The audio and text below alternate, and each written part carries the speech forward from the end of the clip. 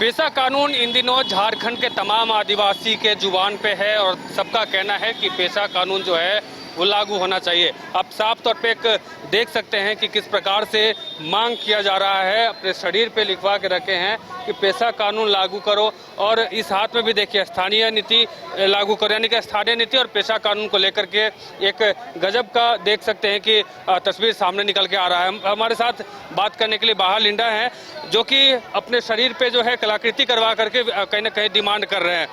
शरीर पे पूरा लिखवाए हुए हैं पेशा कानून लागू करो, स्थानीय नीति लागू। क्योंकि आज सरकार तो बहरी गूंगी, अब वह सरकार है ही, जनता भी शायद बहरी गूंगी हो चुकी है। जिस उंगली से वोट देती है उस उंगली से उन्हें सवाल पूछने का भी आना चाहिए।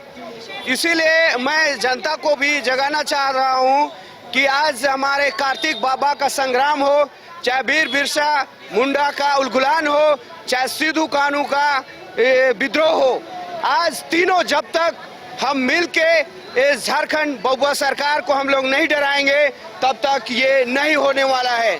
क्योंकि ये जानता है जिस दिन आपका बालू का अधिकार वो छीन लिया, कोयला का अधिकार वो छीन लिया और हमें सिर्फ और सिर्फ बुड़बक बना के हमें झंडा ढोने के लिए इस्तेमाल किया जा रहा है।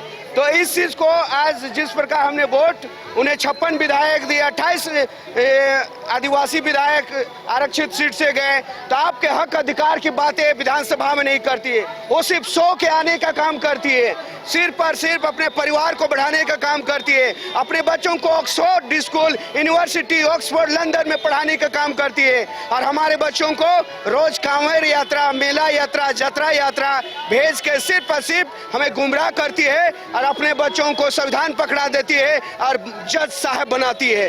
तो ये गुमराह करने का जो धंधा है उससे हमें आदिवासी, मूलवासी, झारखंडवासी, देश के जनता को जागने की आवश्यकता है। इसीलिए आज मुझे ये नंगापन दिखाना पड़ रहा है कि चाहे वो बाबा कार्तिक का सपना जो अधूरा रह गया है, सिद्धू कानू का सपना अधूरा रह गया है, बिरसा मुंडा का सपना अधूरा रह गया है। आज हम बेदखल हो गए अपने हक अधिकार हमारे जमीन से। और जिस प्रकार रिम्स 2 का जमीन देखिए बोलता है इरफान अंसारी, तेरे कोई माई का लाल है रोक के दिखाए। हमारे सीरम टोली का जमीन LNT कंपनी को दे दिया, सर ना सर आपका बेड़ो का जमीन बोलता है इरफान अंसारी, कोई माई का लाल रोक दिखाए। यदि उतना ही प्यार होता तो अपने बाप का जमीन में वो रिम्स बनाता, तब JMM का प्रचार होता, कांग्रेस का प्रचार होता, अपने बाप का नाम ऊंचा होता। लेकिन कहीं ना कहीं ये लोग सिर्फ आदिवासी, मूलवासी, झारखंडवासी के नाम से वोट बैंक की राजनीति बना के रखे हैं और हमें गुमराह कर रहे हैं और हमारे बच्चों के ऊपर शोषण किया जा रहा है सदियों से।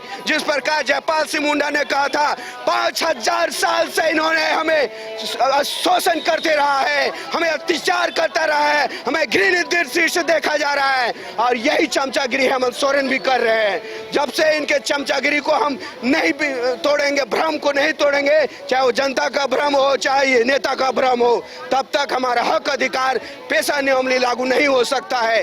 क्योंकि सिर्फ गुमराह करके मैनिफेस्टो में राहुल गांधी भी बोला हम करेंगे, हेमंत सोरेन ने भी बोला हम करेंगे, कहाँ है?